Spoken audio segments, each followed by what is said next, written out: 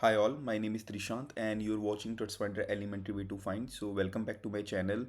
So today in this video we are going to discuss about how we can forcefully re-render our view component. सो आज तक आपने अपने previous coding experience में हमेशा एक बार तो ये इशू फेस किया ही होगा कि आप एरे में कुछ भी चेंज कर रहे हैं और वो आपका डॉम री रेंडर नहीं हो रहा है कि सपोज़ मैं यहाँ पे कोई भी वैल्यू चेंज कर रहा हूँ। मैंने वो चेंज की इनपुट से बट वो यहाँ पे रेंडर नहीं हुई कि मतलब मेरा जो डॉम है वो री रेंडर नहीं हुआ है। ओके। सो उसमें ना इशू ये रहता है कि जिस सपोज़ आप कोई एरे मेथड यूज़ कर रहे हैं। ओके। तो जो हमारे एरे मेथड होते हैं ना वो दो तरीके के होते हैं, mutation and non mutation methods. Okay. So mutation method में क्या होता है कि वो ना हमेशा अब जो हमारा ओरिजिनल एरे होता है ना उसी को ही चेंज करता है। ठीक है, जैसे कि push pop shift unshift. Okay. तो इस केस में क्या होता है, आपका डोम जो होता है वो रीरेंडर हो जाता है।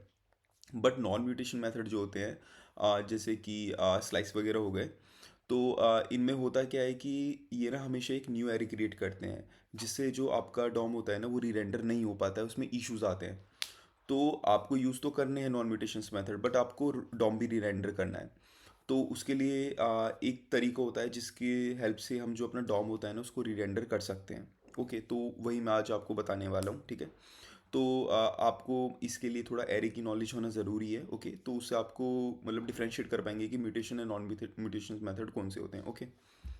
तो चलिए हम स्टार्ट करते हैं। तो जैसे कि व्यूजेस का ट्यूटोरियल है, तो मैं क्या करता हूँ कि जो कोड करने वाला हूँ व्यूजेस में करने वाला हूँ, बट ऐसे ये कुछ व्यूजेस सेंटर की नहीं है। सिर्फ मेरा जो कोड है वो व्यूजेस में है, अदरवाइज़ ये जो तरीका ये आप कहीं भी यूज़ कर सकते हैं। ओके। तो एक बहुत सिंपल सा लॉजिक है, इसमें कुछ भी नहीं करना होता। तो जैसे कि देखिए मेरी ऐप डॉट व्यू है। इसमें जो मैंने हेलो वर्ल्ड कंपोनेंट जो है वो अपना इंपोर्ट किया हुआ है। ठीक है। और मैं क्या कर रहा हूँ कि जो मेरा फंक्शन है वो तो मैं यहीं परफॉर्म करा रहा हूँ, get current data sort numbers. Okay. ये रहा। और मैं यहाँ से वैल्यू चेंज करता हूँ मैसेज को, ठीक है, और नंबर्स को। तो होता क्या है कि जिसमें बटन पे क्लिक करता हूँ ना तो मेरी वैल्यू चेंज होती है, और मेरी ये हेलो वर्ड का कंपोनेंट है, इसमें मैंने प्रॉप्स के थ्रू सेंड करता हूँ मैसेज को भी और नंबर्स को भी। ओके, तो आप यहाँ देख पा रहे होंगे प्रॉप्स मैंने ले रखा है, मैसेज एंड नंबर्स, एंड यहाँ डिस्प्ले करूँ सिंपली।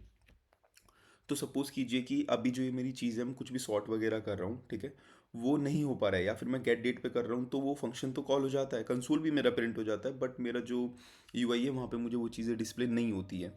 तो मुझे कुछ भी नहीं करना, सिंपली इसका एक चीज़ है, मैं क्या करूँगा यहाँ पे कुछ भी मैं एक वेरिएबल ले लूँगा। ठीक है, सपोज़ मैंने जैसे भी लिया अपडेट की। ओके। और मैं इसे ज़ीरो से इनिशियलाइज़ करा लूँगा।